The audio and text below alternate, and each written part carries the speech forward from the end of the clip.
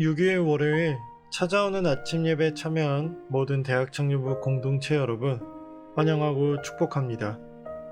오늘도 함께 성경을 묵상하며 말씀과 기도로 하나님과 인격적으로 만나는 교제의 시간이 되기를 소망합니다. 이제 조용한 시간과 장소를 정하시고 겸손히 주님을 만날 기대를 품고 말씀에 대한 바른 이해를 위해 함께 기도하겠습니다.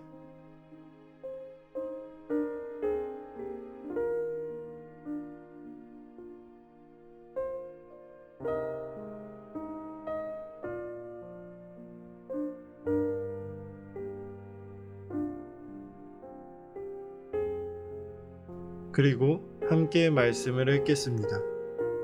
오늘 하나님께서 우리에게 주신 말씀은 마태복음 17장 14절에서 27절 말씀입니다. 그들이 무리에게 이르매 한 사람이 예수께 와서 꿇어 엎드려 이르되 주여 내 아들을 불쌍히 여기소서. 그가 간질로 심히 고생하여 자주 불에도 넘어지며 물에도 넘어지는지라. 내가 주의 제자들에게 데리고 왔으나 능히 고치지 못하더이다. 예수께서 대답하여 이르시되 믿음이 없고 패역한 세대여, 내가 얼마나 너희와 함께 있으며 얼마나 너희에게 참으리요. 그를 이리로 데려오라 하시니라. 이에 예수께서 꾸짖으시니 귀신이 나가고 아이가 그때부터 나으니라.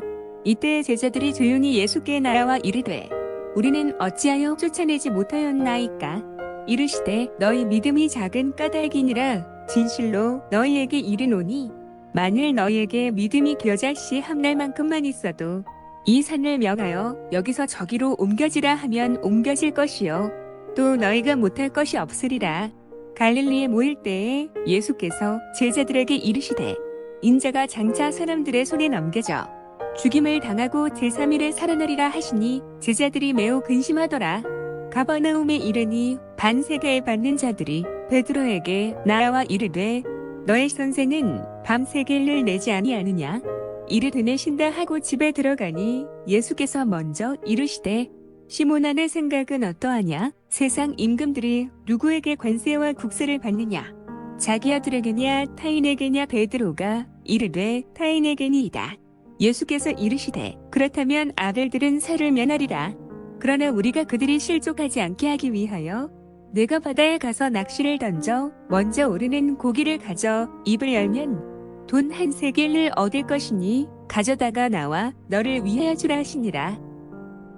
예수님과 세 제자들이 산 아래로 내려왔을 때 남은 9명의 제자들이 문제에 직면합니다. 귀신 들려 간질로 고통하는 아이를 고쳐주지 못한 것입니다. 제자들이 예수님의 부재로 어려움을 겪은 원인은 믿음의 부재 때문이었습니다. 제자들은 장차 떠나실 예수님의 부재를 믿음으로 채워야 함을 배우게 됩니다. 세금 문제는 예수님이 하나님의 아들이며 그에게 속한 제자들 역시 하나님의 아들들임을 강조하는 사건입니다.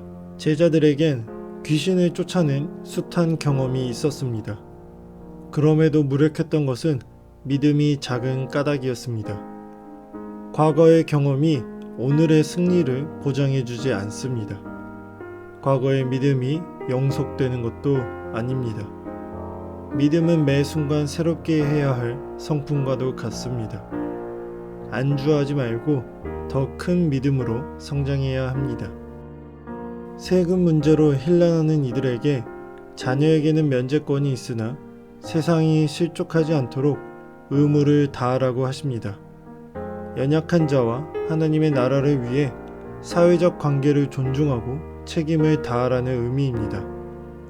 다만 예수님께서 하나님의 아들이심을 제자들에게 보이기 위해 낚시로 건져 올린 고기 뱃속에서 나온 한 세겔을 성전세로 내게 하십니다.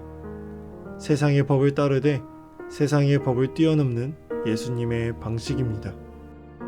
오늘 함께 말씀을 묵상하는 여러분, 우리는 하나님께서 우리의 일상의 삶에 도움을 주고 계시는지 아닌지 확신하지 못할 정도로 믿음이 흔들릴 때가 있습니다.